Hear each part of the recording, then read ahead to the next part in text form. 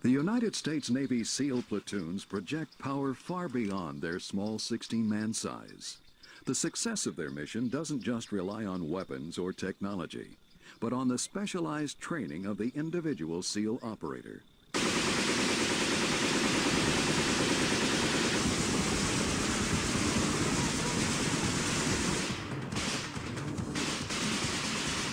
They come from all walks of life, from all across the American landscape. Most have some measure of athletic ability. Over a third have college degrees.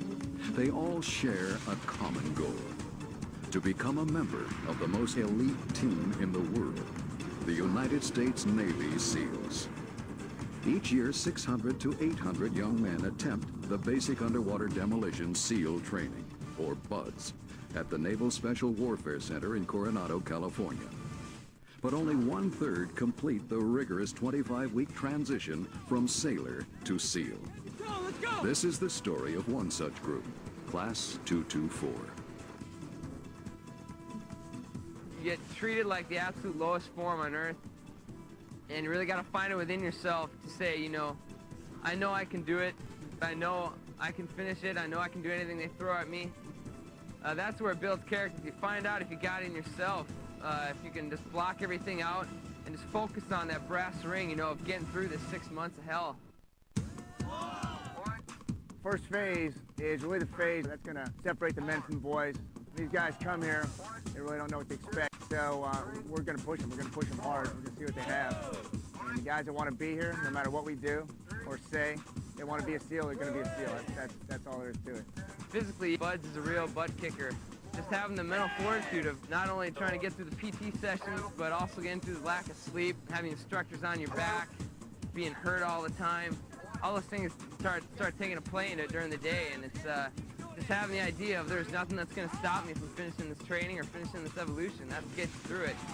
I believe that BUDS builds teamwork and character by weeding out the weak, bringing the strong together to survive the training. I don't think any one man can make it alone through BUDS. We're going to stay in this position until you guys lock it out. I'll just stay here all day. I'd say the obstacle courses never blow my expectations. It's some of the best training you can get. Because you gotta think on your feet, you gotta act, you gotta move, you gotta be fast, you gotta be safe. You can really hurt yourself. Attrition in first phase is pretty high. Just like I say, it's a really fast-paced phase, and these guys are constantly moving and grooving every second of every day, except for when they're eating. So the guys, when they hear about SEAL training, like, well, all you have to do is run, all you have to do is an O course, things like that. Not really that big a deal. But once you start putting everything together, and the days are endless, that's when guys decide that this really isn't for me. I don't want to be wet. I don't want to be cold. This pace right here is not for me. But that's what's going to happen when they leave here. They go to SEAL team. The pace is just like that. It never ends. Just about everything at BUDS is a timed evolution or it's a race. It builds camaraderie with the guys.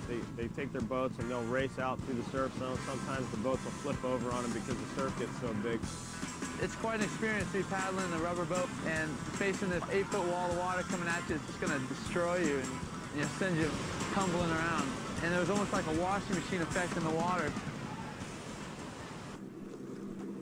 What we're looking for from a recruit, number one, he has to have the physical skills to complete the training. Two, he has to have the mental aptitude, because we're not just a bunch of knuckle draggers. You have to have some mental skills as well. 4210. We don't look for any kind of personality. There's all sorts of different kind of personalities in the teams. But we're looking for a guy that's willing to sacrifice and can work well with others in a teamwork environment. I think the evolutions that cause most problems are the water evolutions. Some of these kids are from Wyoming, different places where they haven't even seen the water, or at least the surf zone. They're not really too comfortable in the water. And you're doing drown proofing where your hands are tied behind your back, your feet are tied up. They don't like that.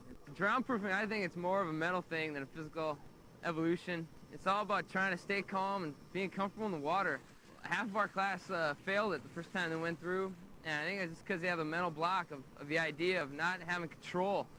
You just gotta, have confidence in yourself and saying, I've done this before, I can float on the water. 3,000 guys have done it before I have, why can't I do it?